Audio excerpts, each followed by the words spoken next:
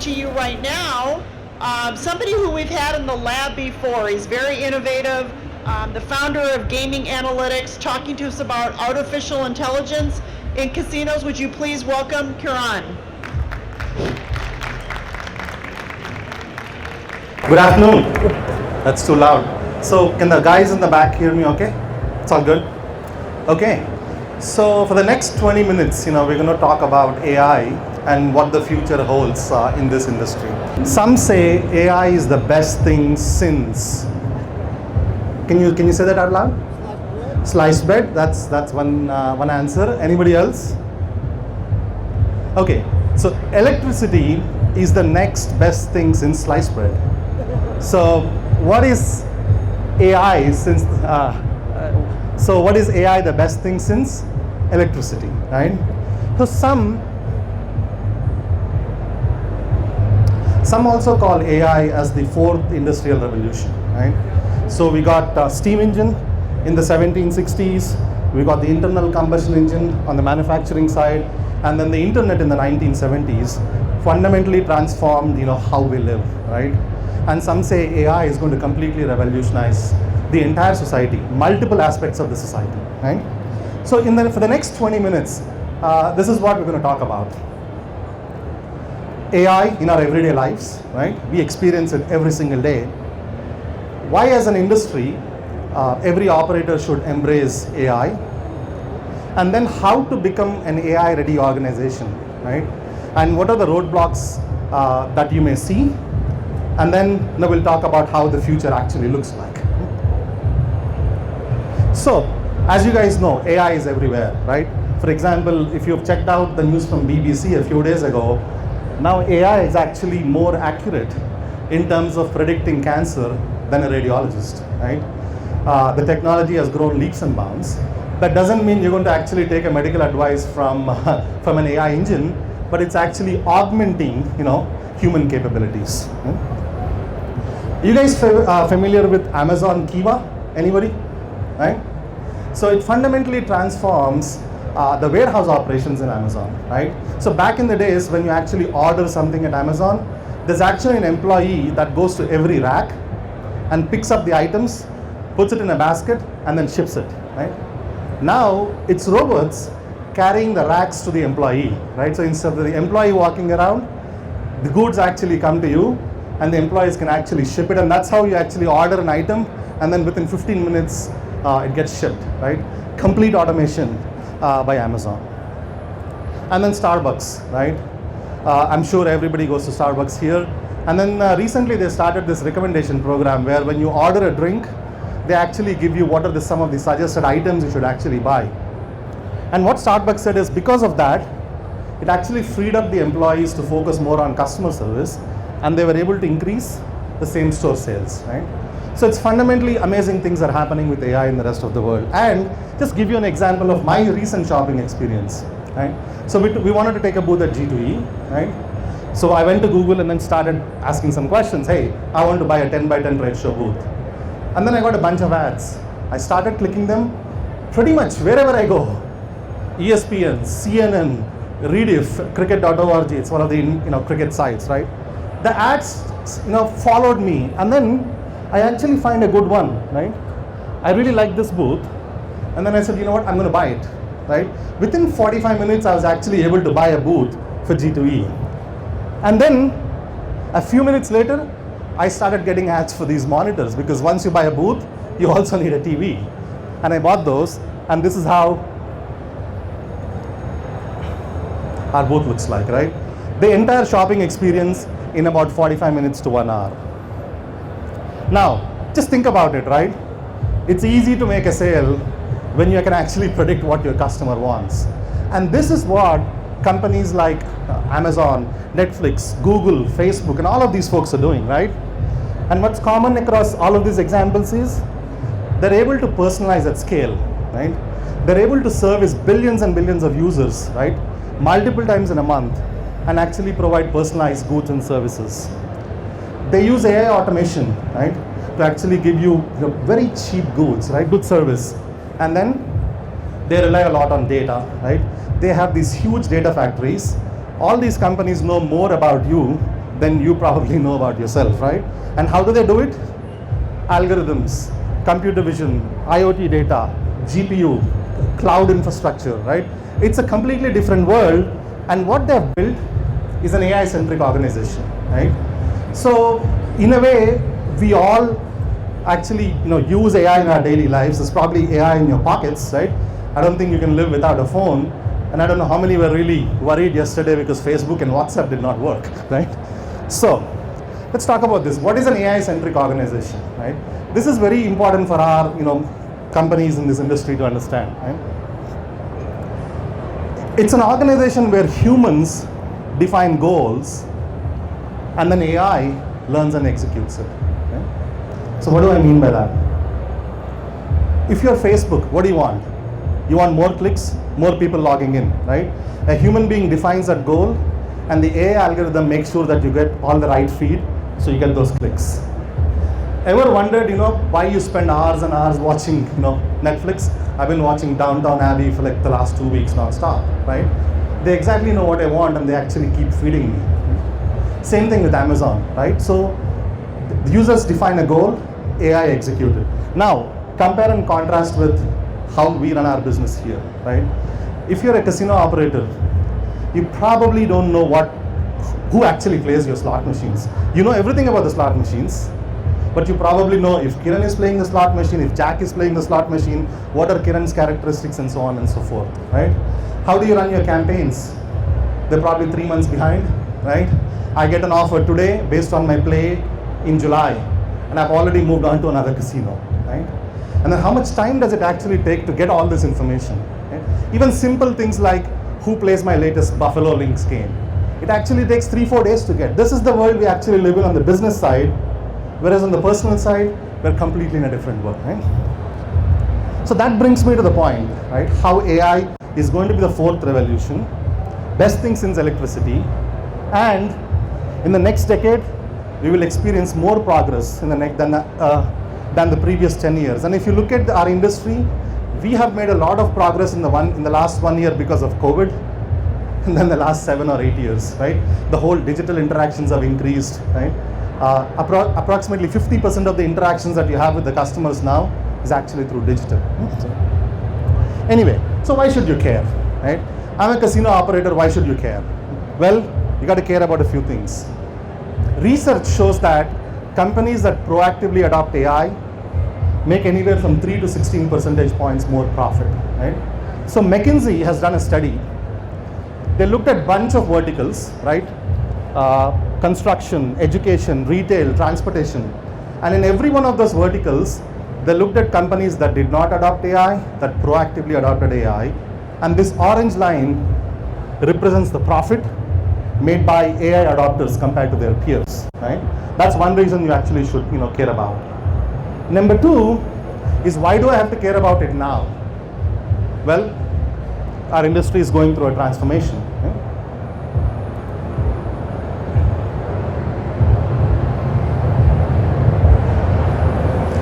A lot of things happened in the last couple of years, right?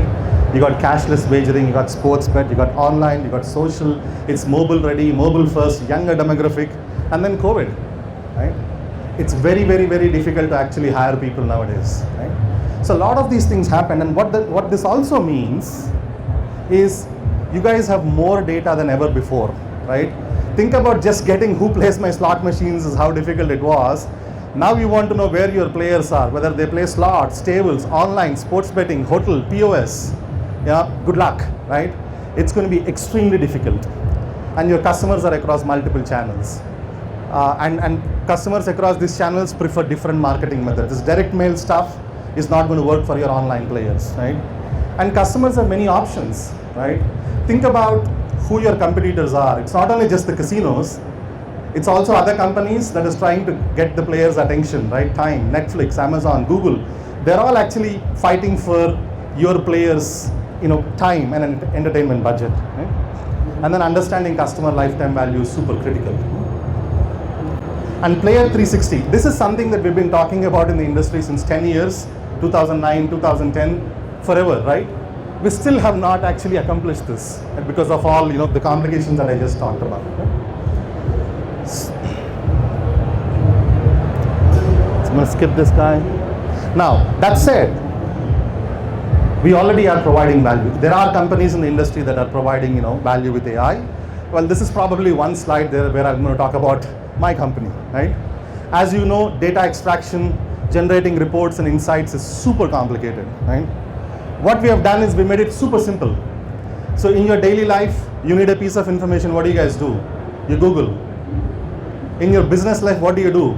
If you're an executive, you ask somebody else to get you a report. If you're an analyst, you want to write a SQL query, and that takes forever.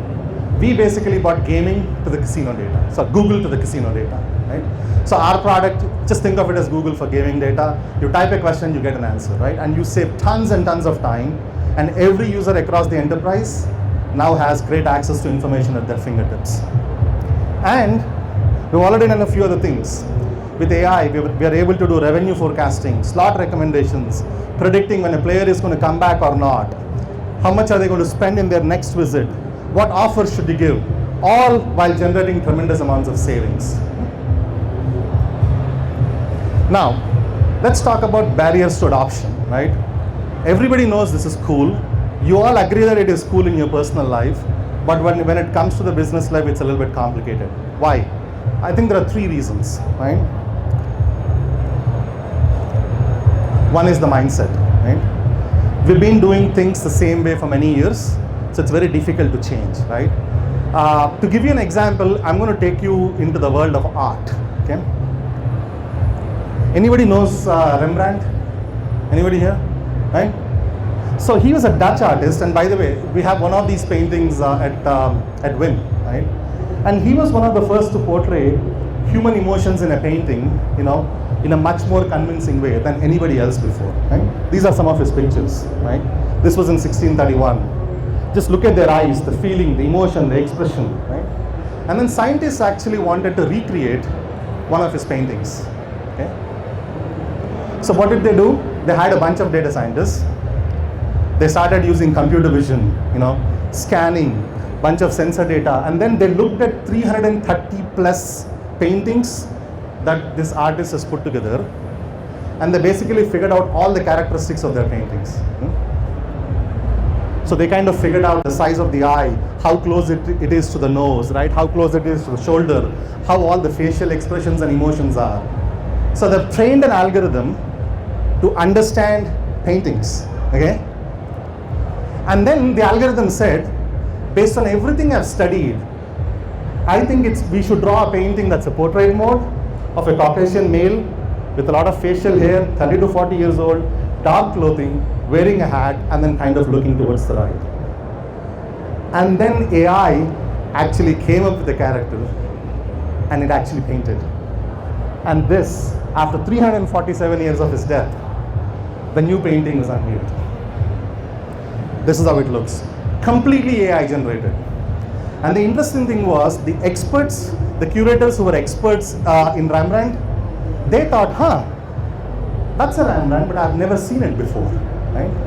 So it was an amazing accomplishment for machine learning and AI, right? But then what happened? They announced it to the world. Some thought AI just 3D printed a brand new Rembrandt, it's shockingly good. Other people thought, a new way to mock art made by fools, right? So you have completely different opinions. And this is exactly what's going to happen when you start embarking on the AI initiatives in your company. Some will love it, some will resist it, and you have to manage it, right?